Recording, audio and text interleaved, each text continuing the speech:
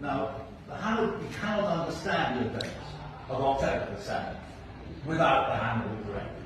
A full understanding of that. You've never bothered to tell your viewers and listeners. Now, Haaretz has reported it, Yeriot has reported it, the Israeli papers, ABC News, the United Nations, but the BBC, I would love to know why you have never reported, never mentioned it once on that. Question number one.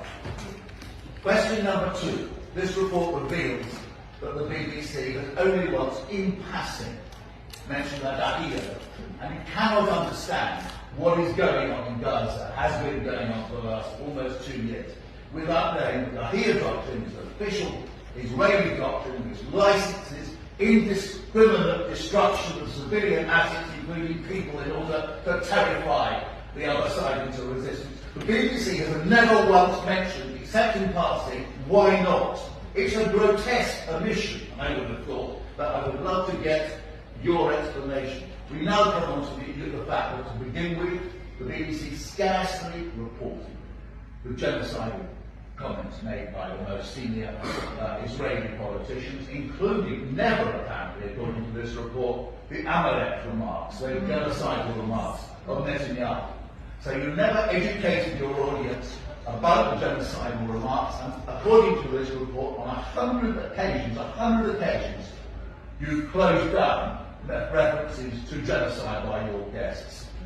This makes you complicit, by the way.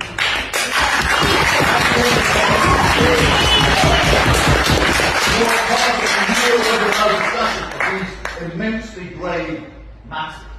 You, the BBC, become complicit in them. Bear that in mind. I just want to mention one other thing. And I can't believe what I'm going to say. This figure of 6%, 170-something journalists murdered by Israel.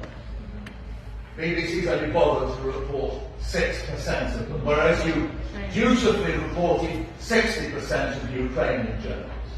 Do you agree with David Daniel that there are no journalists in Gaza? You were saying you had your own people. Why? I would love to know why you only reported. Because I find it, as a journalist, as a human being, actually. And now I'm going to ask you, I was pipe down in a second, I'm going to ask you one final question. Well, it's simply amazing.